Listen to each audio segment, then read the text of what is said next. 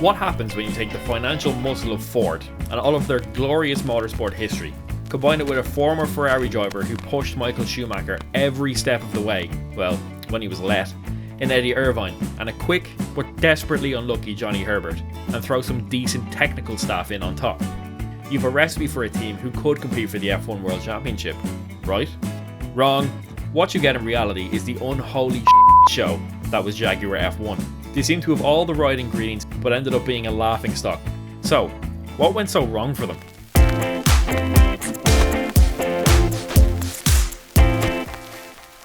Well, the answer comes from the top. The people who called the shots at Jaguar seemingly had no clue what they were doing. Here's an example.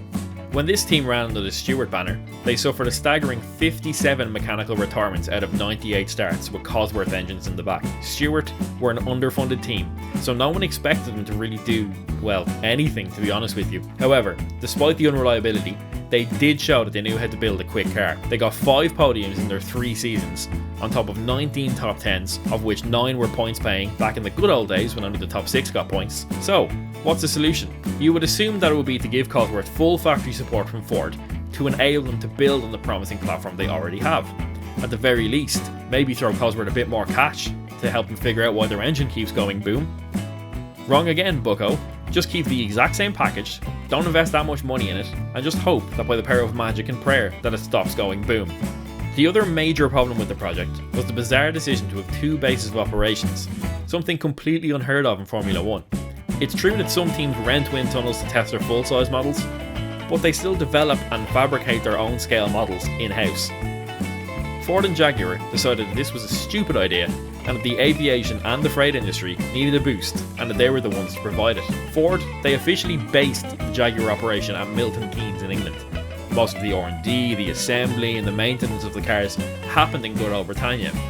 But when models were made for testing, they shipped them to Ford's motorsport development facility near the official base, all the way out in Dearborn in Michigan. The designers would then have to wait for the data and the models to be returned to England by mail, or in somebody's hand luggage, because there was so much data and the internet wasn't the data transfer behemoth that it is today. Back in the early 2000s, it would take hours to access your favourite Instagram influencer's OnlyFans, and if you wanted to download a GIF of Nikita Mazepin as a spinning top, well, forget about it. So imagine trying to send gigabytes upon gigabytes of wind tunnel data from Michigan to England. It would take weeks if everything went to plan. So, imagine. All of your rivals can test parts, collate and apply the data in a day or 2, sometimes even between race weekends. But it was taking Jaguar at least 10 days to sort the same tasks. In a sport where half a second is equivalent to a normal human being's year, losing 7 days on part development is like shooting yourself in both legs with a shotgun before you run a marathon. For balance, Ford did eventually build a wind tunnel at the Jaguar factory in 2003, and then they left the sport in 2004. They were surely an enormous clusterfuck of terrible organisation and misplaced ambition. They changed team principles more than underwear, and they rarely gave drivers a car that worked for more than 5 minutes, which is a massive pity. With that being said, I've always had an enormous soft spot for Jaguar for several reasons. The first, and probably most obvious reason, is their breathtakingly beautiful livery. The metallic British racing green with the red and white accents is unquestionably one of the great colour schemes. You also have to look at some of the drivers they employed. The aforementioned Eddie Irvine and Johnny Herbert, but also Pedro de la Rosa, Mark Webber, Justin Wilson and Christian Klein.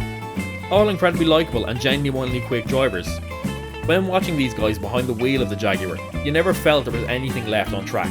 They squeezed every ounce of performance out of the machinery that they were given. However, nothing sums up Jaguar's F1 experience better than what happened during the 2004 Monaco Grand Prix. The bosses at Jaguar decided it would be an excellent idea to bring in some extra cash by promoting Ocean's 12 at Monaco, home of Casino Square, steeped in F1 folklore and glamour. To generate some hype, instead of doing the typical thing of designing a cool one-off livery or have the team wear some special suits for the weekend, what the geniuses at Jaguar thought was a good idea was sticking a diamond worth $250,000 on the front wing of each car.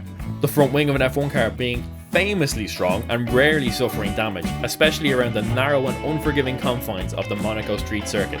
As you've probably guessed by now, those diamonds did not make it back to the owner. On the first lap, Christian Klein had a bit of an off and damaged his front ring, and quelle surprise, he lost the diamond on his front wing. It's still missing to this day, by the way. This was in Jaguar's final season, where funding had been cut, faith had been lost in the project, and there they were, being footed with a bill for $250,000 worth of diamonds.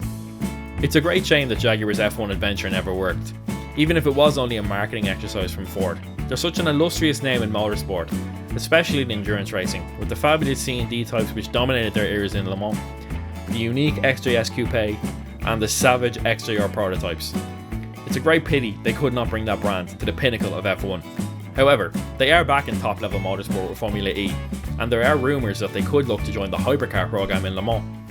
I just hope they're going to do it right and it doesn't resemble their time in F1, which seemingly was organised by someone who just spent a chemically enhanced weekend at a music festival.